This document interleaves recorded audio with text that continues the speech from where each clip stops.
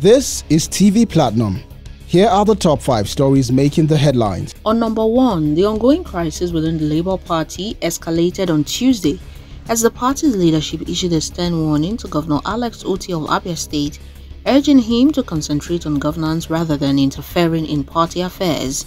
National Chairman of the Labour Party, Julius Abure, expressed his concern during a press conference in Abuja, where he lamented the internal conflict adding to the party's existing challenges. Abure's frustration was triggered by a recent meeting with Otti, during which the governor expressed his intention to convene a National Executive Committee meeting on August 31. Otti allegedly plans to dissolve the National Executive Council, State Executive Council, Local Government Executive Council, and Ward Executive Council, citing the expiration of their tenures as the reason. On number 2, President Bola Tinubu is scheduled to visit the People's Republic of China in early September with a visit aimed at enhancing economic collaboration and attracting investment to Nigeria. The trip is seen as a strategic move to strengthen bilateral relations between the two nations while pursuing critical economic opportunities. During a briefing at the State House in Abuja on Tuesday, Special Advisor to the President on Media and Publicity, Ajuri Ngelale, emphasized the importance of the upcoming visit.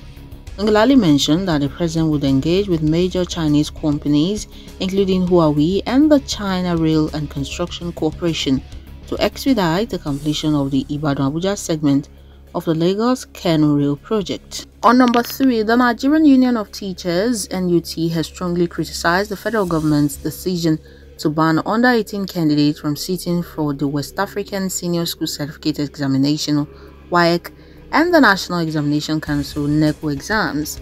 This criticism comes despite support for the policy from the Academic Staff Union of Universities (ASU).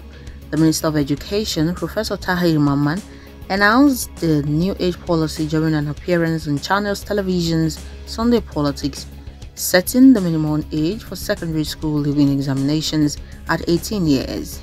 On number 4, several fueling stations operated by independent oil marketers have significantly increased the pump prices of premium auto spirit PMS, commonly known as petrol, to between 900 and 1,000 naira per litre. This price hike contrasts sharply with the prices at the Nigerian National Petroleum Company (NNPC) stations.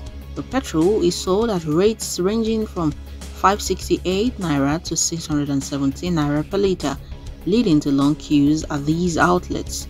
Amid growing public outcry over the high cost of petrol at independent stations, the federal government has vowed to shut down any fueling stations found to be profiteering from the sale of PMS.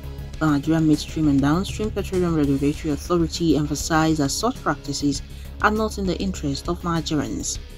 And lastly, organizers of the #EndBadGovernance protest have issued a 17-point ultimatum to the federal government in anticipation of their planned demonstrations on October 1, 2024. The demands include the immediate and unconditional release of detained protesters, the unfreezing of their assets, and the compensation for the distress and hardship they endured during the peaceful demonstrations. The movement also called for the removal and prosecution of government officials accused of suppressing protests and violating human rights. One of the organizers, Omoyele Sowore, released a list on Tuesday that includes demands for the scrapping of the 1999 Constitution, its replacement with a people-made constitution, and the restructuring of Nigeria to better reflect its diversity. Those are the top stories. Do subscribe and follow us across all our platforms to get more of this update.